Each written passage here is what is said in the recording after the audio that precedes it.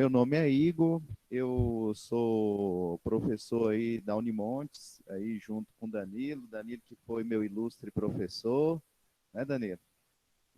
Ok. E, eu atuo atualmente com o primeiro e com o quinto período. O segundo período nós estamos hoje conversando com vocês pela questão do horário, mas vai ser essa questão que nós vamos desenvolver do plano de desenvolvimento pessoal, ele vai ser a mesma estratégia para esses períodos, então.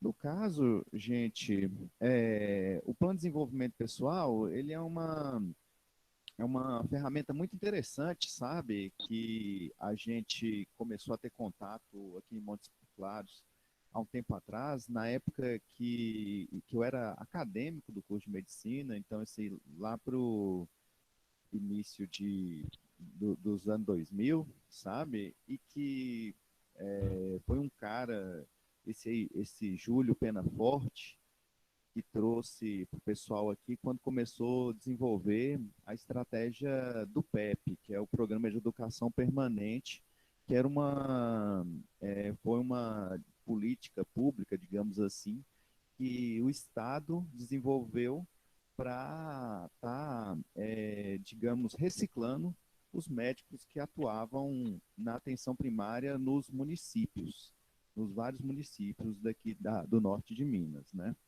Então, o que aconteceu é que foi aí que a gente teve esse primeiro contato com essa ferramenta e que ela depois se expandiu, a gente passou a utilizar ela de outras formas, né?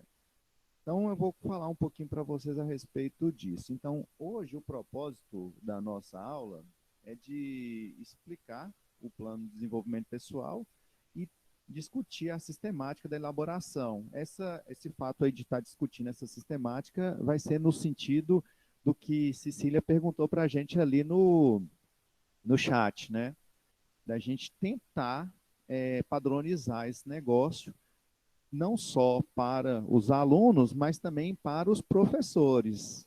A gente trabalha com essa ferramenta já há muito tempo e é claro que cada um, às vezes, trabalha de uma forma mais diferenciada do que o outro. Então, nosso objetivo aqui é tentar dar uma padronizada nisso aqui. A gente vai tentar nessa calibrada, né?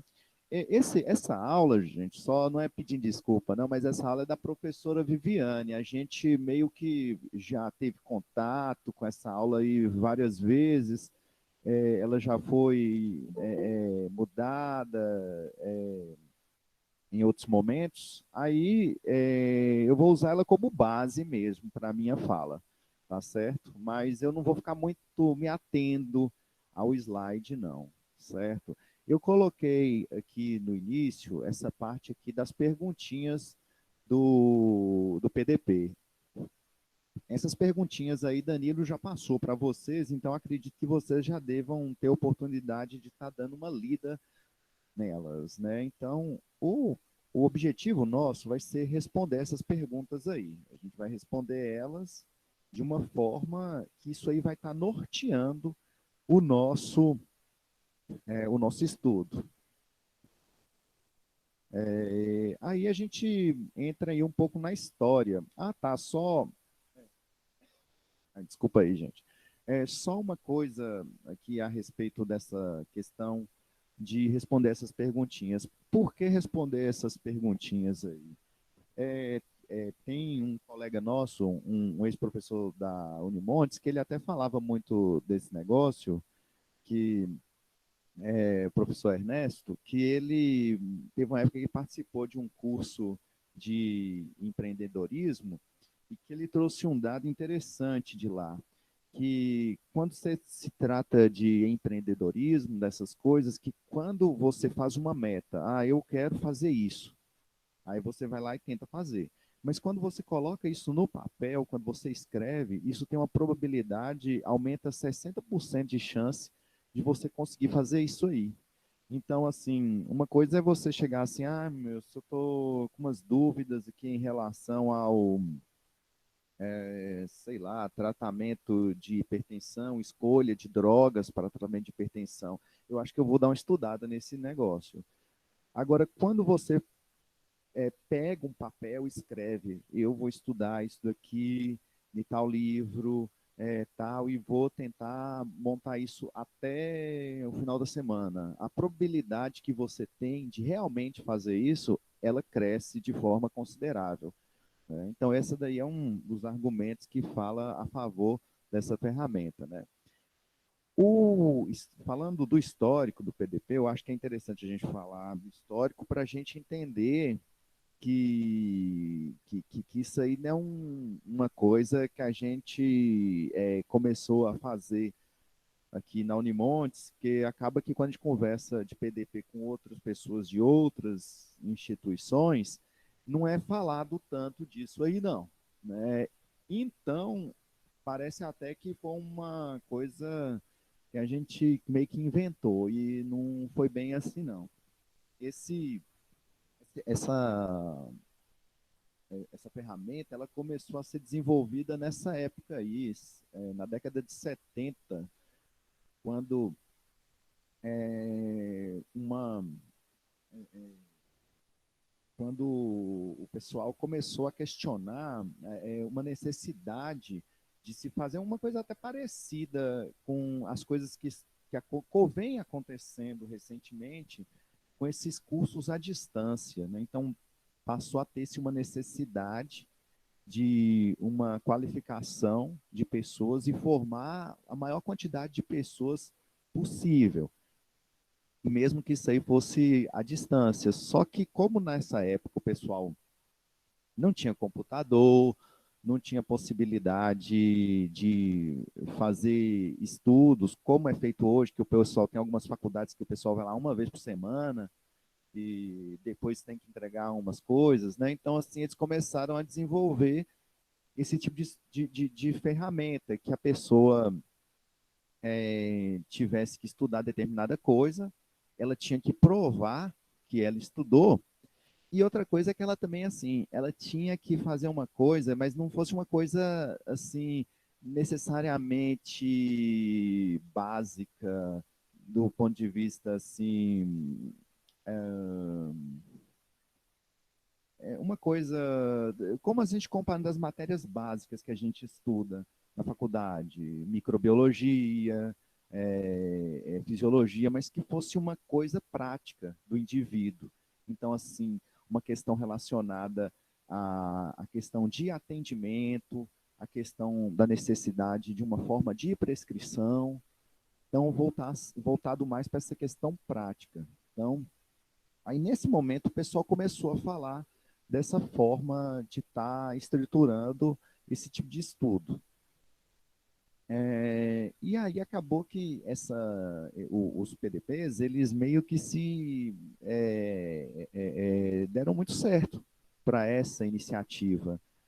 E eles passaram a ser cada vez mais incrementados na graduação, isso falando de Inglaterra, né? Que foi, inclusive, de onde o Júlio Penaforte trouxe essas iniciativas aí para a gente. E desculpa aí, a partir dos anos 2000, passou a ser um requisito para o processo de recertificação profissional.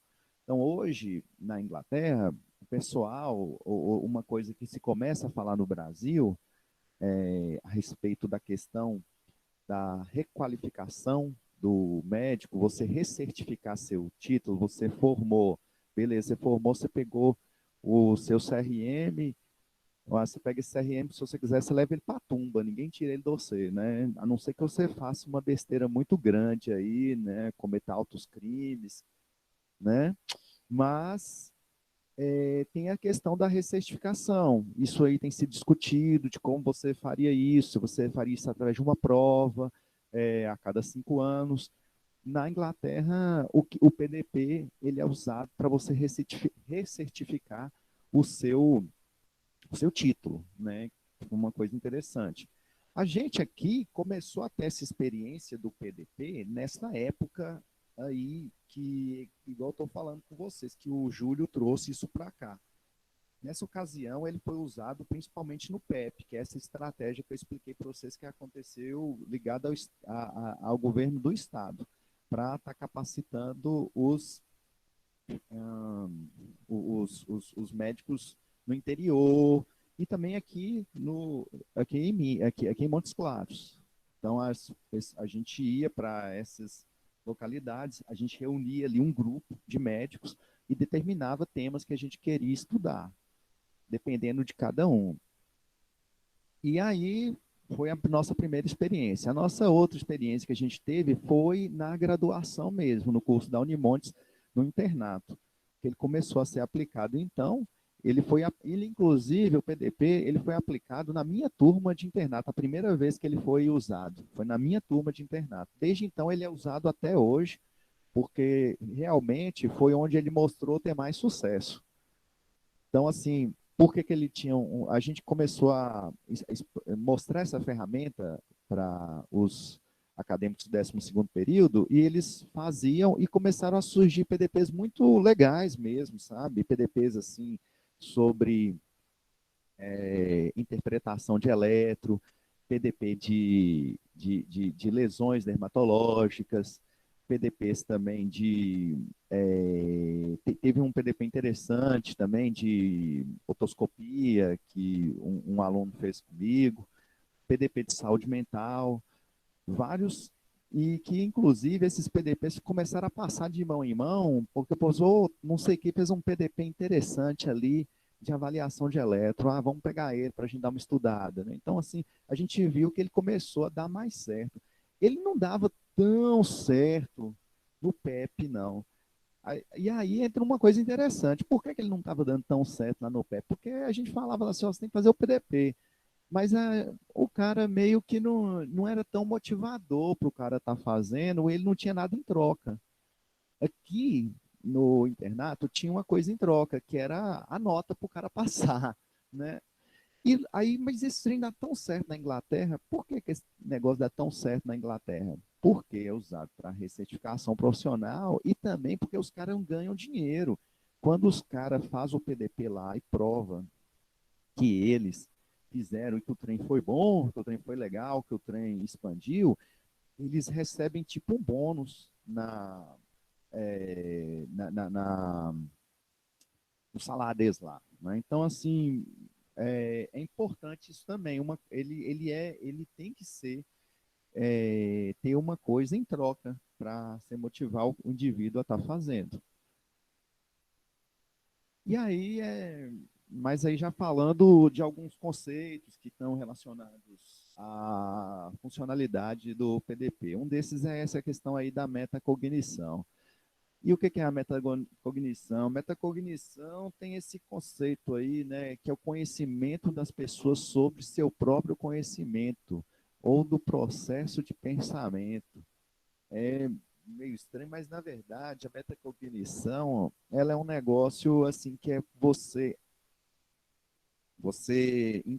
entender uma metodologia para você aprender a aprender. Então, assim, e nem sempre isso aí funciona da mesma forma para todas as pessoas. Então, aquelas coisas de livros de autoajuda, eu passei no vestibular, lê esse livro que eu passei, você vai passar também.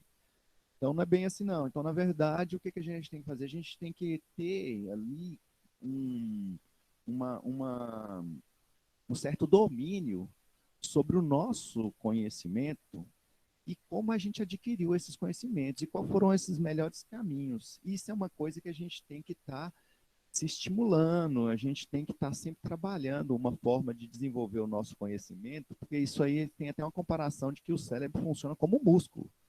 Né? Então, assim, quanto mais você estimula ele, mais ele fica capacitado para estar aprendendo outras coisas. E você vai aprender os caminhos para chegar até ele, que não vão ser os mesmos para cada um, e não vão ser nem as mesmas necessidades, e que você vai tentar usar ele como essa questão aí de um controle estratégico para você estar desenvolvendo seu conhecimento nessas habilidades cognitivas, né? aprendizagem autodirigida. A aprendizagem autodirigida, ela já fala muito a respeito desse questão aí do PDP, né? Que, vamos ver aqui, um processo no qual o indivíduo toma a iniciativa de diagnosticar suas necessidades de aprendizagem e determinar suas experiências educacionais, identificar recursos e avaliar sua aprendizagem. Ou seja, você vai fazer o seu estudo de acordo com a sua necessidade. O que a gente observava, por exemplo, quando a gente ia desenvolver o PDP com esses outros médicos nos PSFs, nos municípios, é que a gente tinha lá diferentes perfis, os perfis eram diferentes dos médicos, né?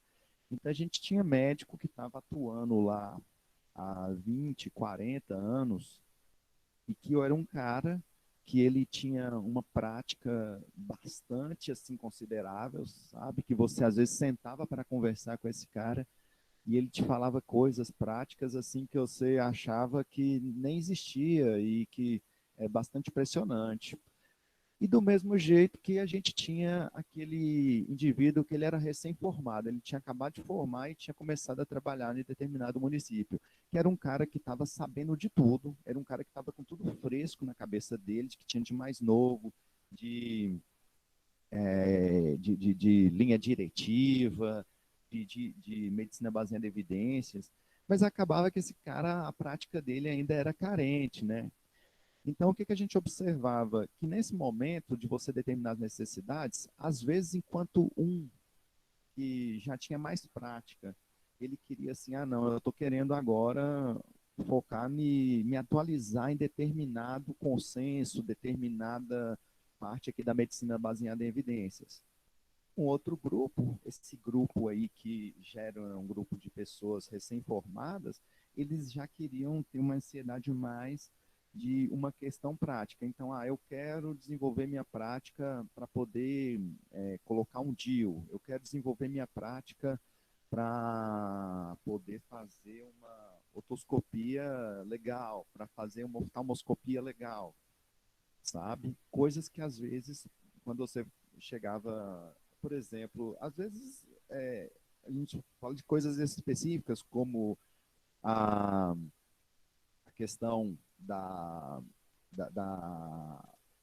oftalmoscopia, de inserção de DIU, mas às vezes rolavam PDPs, por exemplo, de incrementar, de desenvolver melhor a minha ausculta respiratória. Uma coisa assim que às vezes para um cara que estava na atuação há mais de 20 anos, chega a ser uma brincadeira, né? Mas que realmente para um indivíduo que acabou de formar é uma coisa interessante, né? Olha só, esse negócio que é legal. Os adultos precisam aprender o que eles precisam saber. Isso aqui é um dos princípios básicos da andragogia, né? Então a gente tem a andragogia e a pedagogia. Não sei se vocês já tiveram a oportunidade de ver esses conceitos, mas a pedagogia, ela quando você está falando de criança, quando você fala de ensinar coisas para as crianças elas meio que aprendem meio que tudo que elas têm contato. Então, assim, você quer ensinar uma coisa para a criança, o que você tem que fazer? Tem que botar ela em contato com a coisa, certo? E elas aprendem algumas coisas que às vezes nem são assim as coisas assim muito necessárias, né? Então, se você pegar, por exemplo, uma criança aí, ela vai, por exemplo, te falar de coisas que ela vai saber com detalhes, ah, sei lá, ela vai. Por exemplo, você pegar uma criança aí, ó, agora, nesse momento em que a gente está vivendo, é perigoso ela te falar é, dos Vingadores, lá vai falar o nome de cada Vingador, ela vai falar qual poder específico cada um tem, ela vai te falar, é, ela vai falar de dinossauro, ela vai falar de dinossauro, ela vai saber o nome dos dinossauros, nome científico, vai saber qual que é herbívoro, qual que é carnívoro. E acaba que isso aí é uma coisa que ela não vai usar muito na vida prática dela, não, né? Ela não está usando isso aí de forma corriqueira, ela não está encontrando dinossauro, não está alimentando eles. Mas o adulto já é diferente. O adulto, ele precisa, ele vai aprender o que ele precisa saber. Então, um adulto, é, ele vai lá e quer aprender o que dá dinheiro para ele. Então, ele fala, vou aprender tal coisa porque isso aqui eu vou ganhar dinheiro. Eu vou, eu vou aprender aqui uma coisa também aqui para mim, por exemplo, ganhar mais tempo. Então, ele pensa sempre em uma coisa que é necessário. Quando você faz isso aí, quando você coloca ele diante de uma necessidade, e uma necessidade que você coloca ele numa saia justa, ele fala, não, então isso aqui eu tenho que aprender. Não é a mesma coisa de você chegar aqui e começar, e falar assim, ó, gente, eu vou falar com vocês aqui de dinossauro. Então, acredito que pode ter até alguém interessado aí, né? Mas é já mais uma questão do entretenimento, que também é uma coisa que a pessoa queira saber.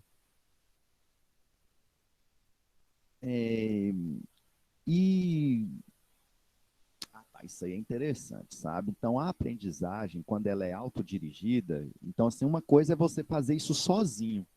Você falar assim, ah, não, eu estou definido aqui que eu estou querendo aprender a fazer uma oftalmoscopia. Eu vou aprender esse trem aqui, aí você desenvolve material e tal. Mas quando você faz isso com um suporte, um apoio de um mentor, isso aí consegue se desenvolver muito mais. Então é o cara que vai dizer para você, oh, isso aqui é interessante mesmo você estudar, só que às vezes esse caminho seu aqui não é muito interessante, não. A gente já teve experiências que não foram legais nesse sentido. Isso aí ajuda bastante. E assim, quando você faz isso em grupo, isso é mais legal ainda. Então, se você compartilha isso com seus colegas de grupo que estão acontecendo, você, ah, moça, eu estou fazendo ali um PDP de oftalmoscopia e eu estou fazendo dessa forma, eu comprei 3 oftalmoscópios, eu comprei negócio para dilatar, colírio para dilatar, estou indo em tal lugar. Você começa a compartilhar essas suas experiências, também comprovado que você começa a ter um rendimento muito melhor. E aí você vai desenvolvendo esse ciclo aí da prática, né? Que você tem uma experiência, você reflete sobre essa experiência, então você começa a ter demanda, igual a gente está citando aqui essa questão da oftalmoscopia, você começa a atender, por exemplo, pacientes que demandam os hipertensos diabéticos, precisam estar fazendo oftalmoscopia, que você não tem disponibilidade dela e você faz essa reflexão. Pô, estou deixando essa lacuna aqui no atendimento dos meus pacientes. Você começa, então, a desenvolver essa condição para melhorar em você, você aprende e depois você começa a aplicar. Você começa a fazer grupo para poder estar fazendo essa questão e avaliando essa condição dos seus pacientes e faz uma reflexão disso aí, o que isso mudou na sua realidade. E tá, beleza. Então, o PDP, isso aí é uma coisa que o profissional ele vai ter que identificar. Então, o que precisa aprender, por que que ele precisa aprender, o caminho, como ele irá aprender, o ritmo, se vai ser muito rápido, se vai ser muito lento, e também assim, você também então, não pode se perder muito no ritmo, você não pode determinar um ritmo muito acelerado para uma coisa muito extensa, do mesmo jeito que você também não pode exceder demais esse tempo, porque também a coisa acaba se perdendo, acaba você não sendo tão motivado pelos resultados. E isso aí também é importante. Como você vai saber se você aprendeu? Você, tipo assim, isso aqui é uma coisa que uma vez eu escutei isso aqui quando eu estava no cursinho, sabe? Quando a gente chegava no cursinho, a gente tinha uma ansiedade, a gente tinha um conteúdo enorme para estar estudando, né? Que a gente tinha que estar concluindo em 6 meses. E que eu imediatamente tinha um hábito de fazer um cronograma. Eu vou fazer um cronograma. Tal semana eu estudo isso, tal semana eu estudo isso, tal aquilo. Aí, beleza. Estudava. Estava acompanhando o negócio. Um professor me falou um negócio que foi interessantíssimo. A gente tem que saber diferenciar o eu já vi do eu já sei. Então, não significa que você muitas vezes assim, ó, moço, estou precisando estudar hipertensão. Beleza, né? Pegar ali o Cécio, capítulo ali, vou ler. Aí você lê. Terminou de ler? Você aprendeu? Você leu, né? Mas que você aprendeu outra história, né? Então você tem que dar um jeito de você dizer, mas como é que eu vou saber se eu aprendi esse negócio? Né? Então aí a gente vai ter que também desenvolver uma ferramenta para a gente provar que a gente aprendeu. Aí tem esse esqueminha aí do PDP, né? Que ele vai possibilitar o controle sobre sua própria aprendizagem e a reflexão também sobre sua prática. E aí a gente vai ter essa maximização da aprendizagem efetiva. Uma das características do PDP, né, que ele é centrado no educando, né? Então assim, eu não vou chegar aqui para vocês numa sala e falar assim, ó, oh, vocês aí, nós estamos aí com sessão, sessão 40 alunos, né? 40, estava uns 60 alunos ali no chat lá que a gente estava vendo, né? Então, assim, vamos dizer, eu falo, vocês vão fazer o seguinte, vocês vão fazer tudo aí PDP de diabetes, não quer nem saber. Então, não é assim, né? Cada um aí vai fazer o PDP que ele vai se adaptar. Então, ele é centrado na pessoa, no educando, né? Ele vai usar a sua prática que vai determinar a base da aprendizagem. Então, vai ter essa questão da autonomia, não vai ser centrada, não vai ser uma coisa assim que o professor vai ser unidirecional, necessidades individuais, né? Vamos tentar ter essa integração da teoria com a prática, né? No momento mais teórica do que prática, para tal desenvolvimento profissional do indivíduo. E essa questão da motivação, né? Aprendizagem consciente, beleza. Processo, vamos ver. Esse aqui, basicamente, é um esquema que ele mostra aquelas perguntinhas, né? Que então, você vai, como você vai desenvolver o tópico, por que ele é importante, quais os objetivos da sua aprendizagem, né? Então, isso aqui eu acho que é muito legal a gente colocar com exemplos, para a gente poder explicar melhor. Mas o objetivo, o passo a passo é basicamente esse aí. Agora, os componentes do PDP. Então, o que a gente tem no PDP? A gente vai ter o profissional, o mentor e o que vai ser também que para desenvolver aí o plano de desenvolvimento. Eu colocaria aí, nesse esquema, um terceiro componente, que é o grupo. Né? O grupo no qual o mentor e o profissional vão estar juntos nesse negócio. Que como a gente já viu no slide anterior, quando você faz isso em um grupo, o resultado é muito mais significativo. E aí a gente vem essa questão aqui do papel do mentor, né? Ele vai ter que criar um ambiente de suporte para ajudar o profissional a identificar os recursos de aprendizagem e abordagens educacionais adequadas. O que acontece? A gente, quando vai fazer um PDP, a gente tem certas dificuldades, principalmente quando vai ser o nosso primeiro. A gente, quando tem uma dúvida, às vezes essa dúvida é muito, ela ali compreende um, um, um leque grande ali de conteúdo que muitas vezes a gente não vai conseguir estar contemplando todo esse conteúdo. Nessa forma, nesses momentos, às vezes, isso aí é uma coisa assim que a gente observa muito na nossa prática de construção de PDP. Você vai lá, inventa de fazer um PDP enorme, isso torna assim, desmotivante e tal. E aí é nesses momentos, às vezes, que o mentor, ele ajuda, sabe? Você chega ali e fala assim, ó, eu vou fazer um PDP de saúde mental. Saúde mental, psiquiatria, aí você pensa, nossa, isso aí é uma residência, né, cara? Aí, então, o que você fala? Vamos fazer o seguinte, estuda, vamos fazer a questão, faz um PDP tendo como base transtorno de ansiedade.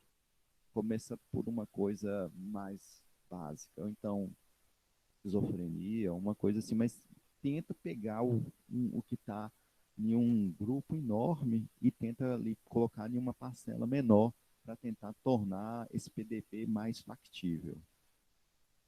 E ele tem que estar provendo um feedback construtivo, ajudando esse cara aí tá montando essa parada, né? Então, aí as virtudes do mentor é ter habilidade de escuta, não ter uma postura de julgamento, feedback. Feedback é uma outra ferramenta, gente, que se a gente quiser conversar sobre ele, a gente fica séculos conversando. O negócio, assim, a gente às vezes até acha que é uma coisa que às vezes assim, eu não sei como é que está a realidade suas, mas quando eu trabalhei na tutoria, a gente achava que aquela avaliação que a gente fazia na tutoria, ela era um feedback. Depois que eu tive a oportunidade de estudar feedback, eu vi que é assim, um tema extenso, uma ferramenta muito legal e que, quando bem feita, ela é muito proveitosa, sabe? Então, assim, é uma outra coisa que o mentor ele tem que ter conhecimento para estar praticando. Empatia, não pode ser um cara mala, né? É, essa questão de não ser uma coisa prescritiva. Você tem que estar ali dividindo essa coisa para a construção do seu conhecimento. E essa questão aí das opções, que basicamente a gente já falou sobre essa parada aí, né? Aí essa coisa aí dos recursos que a gente pode estar usando, né? Para estar desenrolando o PDP, para estar construindo o PDP.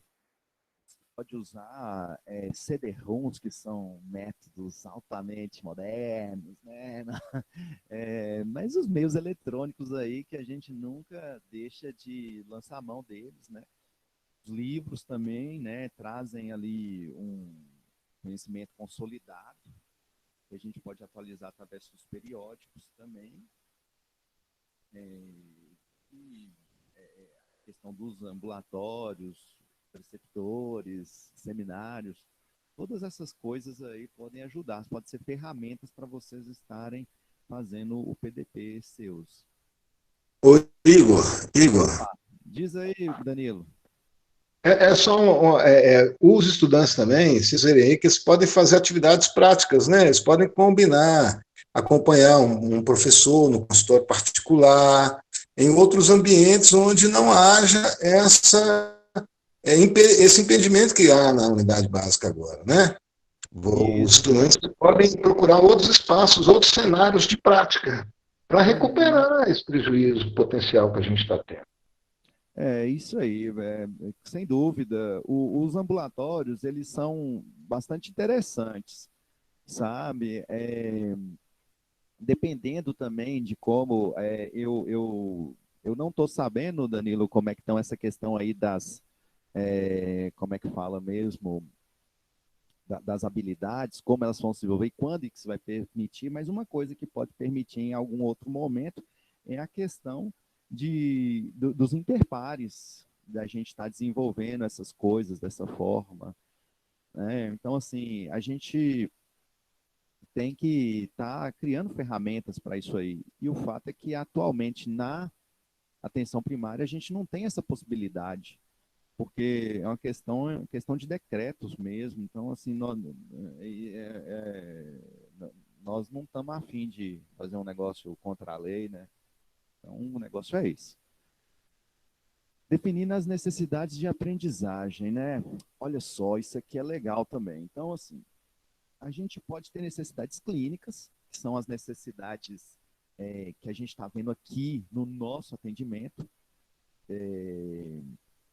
que a gente vê que a gente não está conseguindo atender de uma forma adequada pacientes que são portadores de hipertensão, a gente pode estar tendo dúvida em relação a, por exemplo, os pacientes portadores aí do corona, a gente está tendo, agora estão rolando muito essas dúvidas, a gente nunca estudou tanto resfriado comum, influenza, então partindo de uma necessidade clínica, mas pode ter uma necessidade também interpessoal, que não é só nossa, mas que é também do grupo no qual a gente está inserido. Então a gente vê que é uma coisa que os nossos colegas com os quais a gente está aparecendo pela mesma coisa.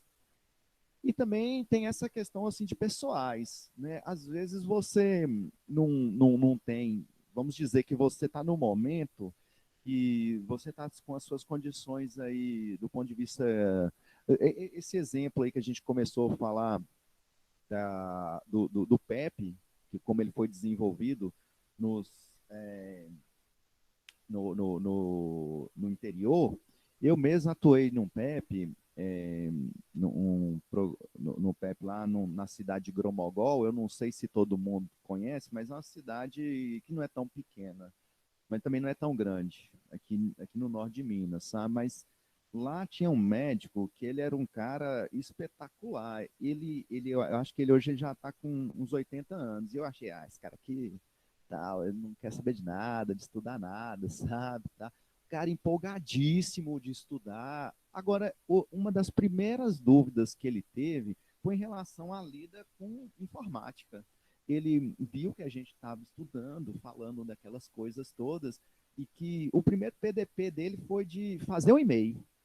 Ele queria fazer um e-mail porque ele precisava, então ele estava precisando desenvolver. Então você pode ter, às vezes, uma necessidade pessoal, que não é necessariamente uma necessidade clínica relacionada ao seu trabalho, que vai fazer você desenvolver essas outras habilidades em um outro momento, sabe? Então, isso aí é uma outra coisa relevante, sabe? Teve também um PDP que um colega meu de residência ele fez para estar, por exemplo, para estar incrementando o inglês dele. Ele tinha um conhecimento básico de inglês, ele queria dar incrementada isso um pouco mais. Aí ele determinou algumas formas como ele ia poder incrementar isso daí, sabe? Que eu achei muito legal, sabe, na época. Aí os métodos, né, da identificação da necessidade de aprendizagem. Como é que você vai determinar que você está precisando saber isso daí, sabe? Então você pode estar fazendo através de um feedback construtivo de um colega, de um paciente. Um colega pode te dar um toque, assim, tal, você está encaminhando muita gente para neuro, moço. Isso aí você está encaminhando esse por tudo que você chega aqui, você encaminha, faz isso não, moço. Isso se você estudar isso, você vai ver que você não vai ter necessidade de estar encaminhando esse por tudo. Você também está fazendo uma autoavaliação, você investigando suas prescrições, você está olhando revisão de prontuário, que são as questões das auditagens, né? Uma coisa também que eu sinto que me faz desenvolver muito, de ver os meus problemas, é a questão de eu estar em contato com a docência. Quando, então, assim, a gente vem aqui, às vezes os acadêmicos, ele tem uma postura, vocês têm uma postura de estar perguntando de certas coisas, e a gente vai tentando responder. Chega em certos momentos que a gente não responde, assim, pô, cara, isso aí eu tô em deficiência. Era uma coisa, às vezes, que eu nem notava que eu tinha essa deficiência, mas o próprio questionamento dos, dos alunos faz a gente pensar sobre isso. Tem essa questão aqui das videoconsultas, isso aqui é legal, porque assim, a gente às vezes fica atendendo, e a gente acha que a gente está atendendo bom demais. A partir do momento que você passa a ter essa prática de, por exemplo, gravar uma consulta, você vê como a sua consulta ali ela está carente em determinadas condições e que você pode melhorar, né, nesses pontos, certo? Aí a gente vai da questão para a gente poder definir os tópicos para a gente aprender. Começar com eles de uma forma mais simples, realista, ou seja, uma coisa factível, uma coisa que você vai conseguir concluir sem você ficar desmotivado. Foi aquele exemplo que eu dei para vocês do PDP de psiquiatria, que teve um acadêmico que queria fazer, né, do 12º, e você tentar usar um verbo para estar determinando o que você vai fazer. Analisar, descrever, selecionar, predizer, listar, definir, avaliar, identificar, né? Então, isso daí. Aí eu vou colocar aqui para vocês um exemplo, tentando aqui mais para a nossa situação atual. Uma coisa assim que até aconteceu comigo, né, como diz o povo lá, né? Então, aqui, ó, qual é a área geral na qual eu preciso aprender? Então, aqui, ó, vamos ver aqui. Solicitar exames para Covid-19, né? Então, assim, eu poderia, assim, eu podia, assim, o que podia acontecer comigo? Eu podia chegar aqui e ver assim, ô, moço, agora tá tendo esse negócio aqui, desse corona, que tá toda hora com essa demanda, toda hora chegando paciente tossindo, tal, tendo que fazer visita para esse povo, sabe? Então, assim, os atendimentos hoje, basicamente, é só isso, a necessidade de fazer é só isso. Então, mas acontece que toda hora chega um me perguntando de exame, para não falar dos parentes também que quer fazer exame, né? Então, aí eu falo assim, então eu vou saber, se o trem quer saber, eu vou pegar a diretriz que saiu do Ministério da Saúde e vou ler toda. Aí eu vou lá e leio tudo. Aí depois chega um e fala assim, e o exame? Moço, preste atenção nessa hora, não?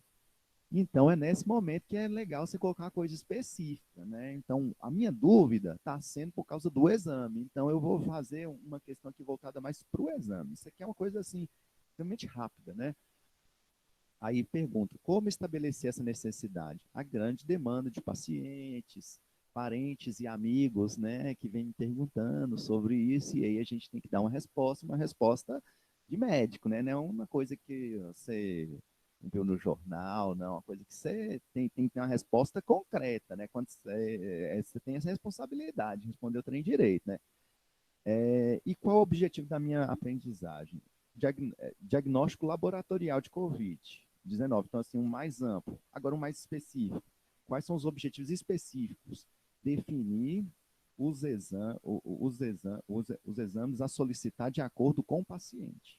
Então, a gente vem de um maior, que é o diagnóstico laboratorial, e depois a gente vem exatamente o que a gente vai fazer para isso. Então, por exemplo, para uma pessoa que trabalha no, no laboratório, o pessoal da biomedicina, talvez as dúvidas deles seriam assim, como eu vou fazer o método, qual vai ser o reagente, qual vai ser não sei o quê, né?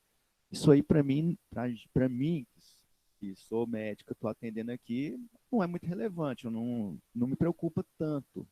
Isso aí, o que me preocupa mais é que chegou o paciente com tanto tempo, teve contato. Qual é o exame que eu tenho que solicitar?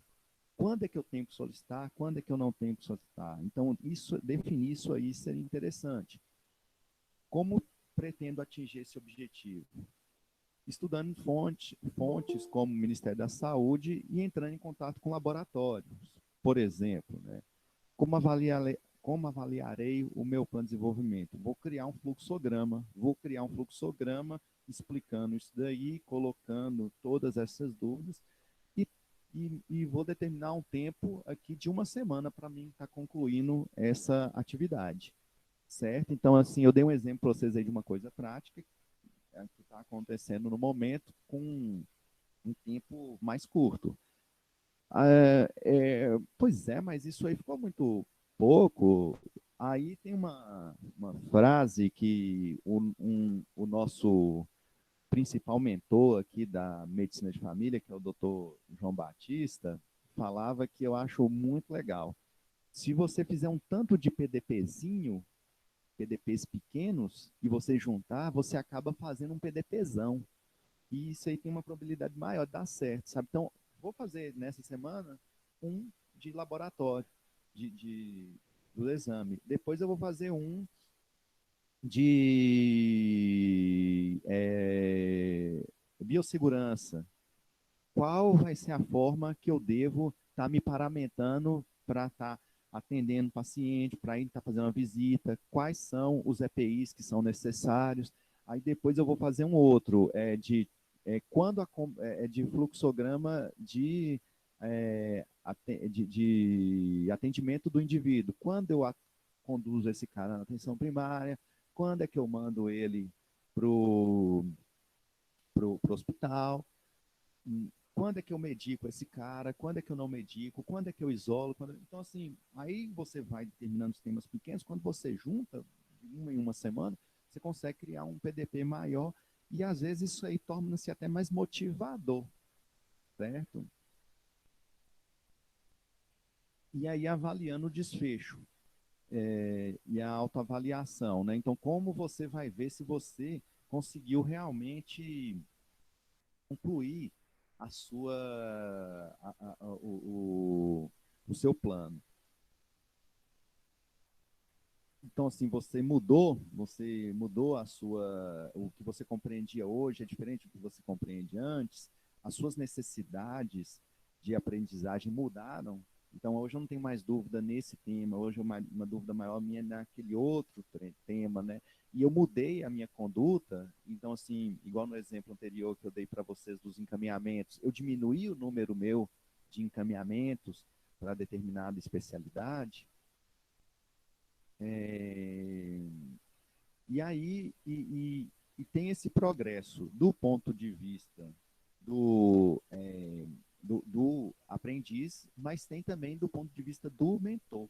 Ele também faz essa avaliação para ver se, de acordo com o produto, de, o produto que foi apresentado pelo aprendiz, se ele foi legal. Às vezes o cara, por exemplo, ele pode montar para você ali um fluxograma que está realmente respondendo aquelas demandas iniciais dele, sabe? Mas às vezes ele pegou, foi lá e printou a tela de não sei o que, nem montou um fluxograma, copiou e colou. E aí quando você vai ver, mas isso aqui tá na cara que foi copiado, mas pode até, não que não possa copiar, mas assim, às vezes não tá nada do que o cara perguntou, ele estava querendo saber lá, igual eu falei com vocês do exame, estava querendo saber quanto pedir de acordo com o paciente, e aí ele pega e manda um trem falando lá de qual é o método, qual é o reagente, não sei o quê. Então, uma coisa mais voltada para outra necessidade, certo?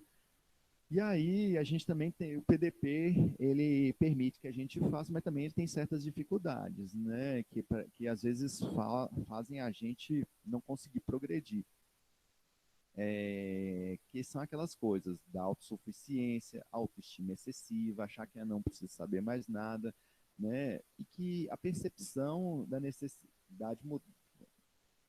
Então, assim, você meio que acha que está tudo ok do jeito que está e que você não precisa mudar.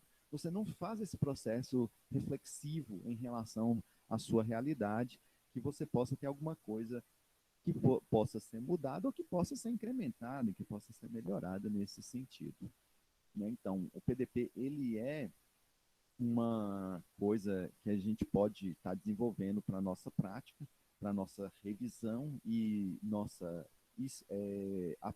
aperfeiçoamento permanente e para estar aprimorando também as nossas práticas.